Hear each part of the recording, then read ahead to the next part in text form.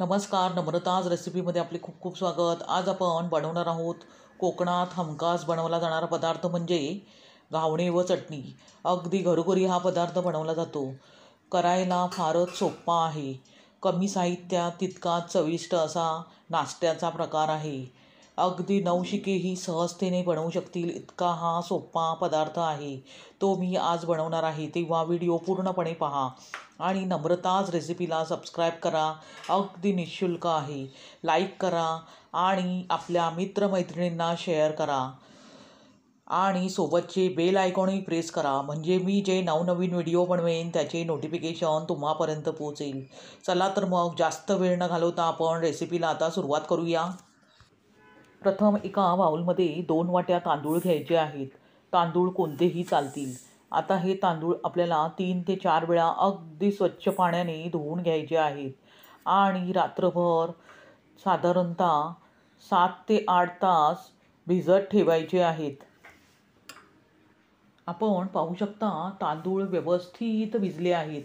ते आता आपण वाटून घेणार आहोत. त्यासाठी मी एक मिक्सरचे भांडे घेतले आहे. त्यामध्ये थोडे तांदूळ घालून प्रथम वाटून घ्यायचे आहेत. त्यानंतर त्यामध्ये पाव वाटी पाणी घालून व्यवस्थित बारीकसर वाटून घ्यायचे आहे. आपण पाहू शकता तांदूळ अगदी व्यवस्थित वाटून तयार झाले आहे. आपल्याला इतपतच तांदूळ बारीकसर वाटून घ्यायचे आहेत. मी अशाच प्रकारे अजून जे राहिलेले तांदूळ आहेत ते 2-3 बॅचेसमध्ये वाटून घेत आहे. अशा प्रकारे मी सर्व तांदूळ व्यवस्थित वाटून घेतले आहेत. आपण पाहू शकता आपल्याला घावण्याचे बॅटर फ्लोईंग कन्सिस्टन्सी येईस्तोवर पातळ करून घ्यायचे आहे. त्यामुळे घावणे पातळ होतील. आता ह्यामध्ये आपण चवीनुसार मीठ घालायचे आहे आणि पुन्हा चमच्याच्या साहाय्याने बॅटर व्यवस्थित एकजीव करून घ्यायचे आहे. आता हे बॅटर घावणे बनवण्यासाठी पूर्णपणे तयार झाले आहे. आता गॅसवर मी एक विडे गरम करत ठेवले आहे. कोकणात घरोघरी हे भांडे असतेच. आता त्यावर ब्रशच्या साहाय्याने तेल लावायचे आहे. तेल व्यवस्थित विड्याला लागले गेले पाहिजे. त्यामुळे जे आपण घावणे बनवणार आहोत ते विड्याला चिकटणार नाहीत. विडे गरम झाल्यावर जे आपण घावण्याचे बॅटर घेतले होते ते अगदी व्यवस्थित पेल्याच्या साहाय्याने मिक्स करून घ्यायचे आहे. त्यामुळे अगदी घावण्याचे बॅटर एकसारखे होते. आता गॅसची फ्लेम मीडियम ठेवून आपण हे बॅटर या विड्यावर घालणार आहोत आणि व्यवस्थित पसरवून घेणार आहोत. नंतर विड्यावर झाकण ठेवून एक व्यवस्थित वाफ येऊ द्यायची आहे. साधारणतः 2 मिनिटानंतर आपण घावणे वरूनही शिजले आहेत की नाही ते कसे चेक करायचे. जर घावण्याचे मिश्रण बोटाला लागले नाही तर समजावे की घावणे तयार झाले आहेत. ते आता आपण त्याच्या कडा व्यवस्थित मोकळ्या करून एका चाळणीवर काढून घेऊया.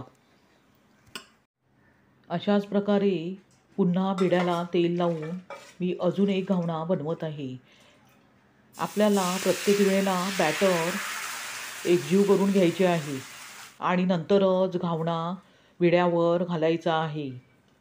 आपण पाहू शकता दुसराही घावणा अगदी सहजतेने तयार झाला आहे. मी अशाच प्रकारे आणखी घावणे बनवून घेत आहे. आता आपण घावण्यासोबत खाल्ली जाणारी चटणी पाहूया. तेव्हा मी एक मिक्सरचे भांडे घेतले आहे. त्यामध्ये 1 वाटी ओले खोबऱ्याचे काप मी घेतले आहेत. त्यानंतर त्यामध्ये 2 हिरव्या मिरच्या व अर्धा इंच आले घालायचे आहे. हिरव्या मिरच्या तुम्ही तुमच्या आवडीनुसार घालू शकता. त्यानंतर चवीनुसार मीठही घालायचे आहे आणि प्रथम 1 वेळा हे मिश्रण फिरवून त्यामध्ये आवश्यकतेनुसार पाणी घालून चटणी बारीकसर वाटून घ्यायची आहे. आपण पाहू शकता चटणी अगदी बारीकसर वाटून तयार झाली आहे. आता ह्या चटणीवर वरून आपण घालण्यासाठी एक फोडणी तयार करून घेणार आहोत. त्यासाठी गॅसवर मी एक कढई गरम करत ठेवली आहे.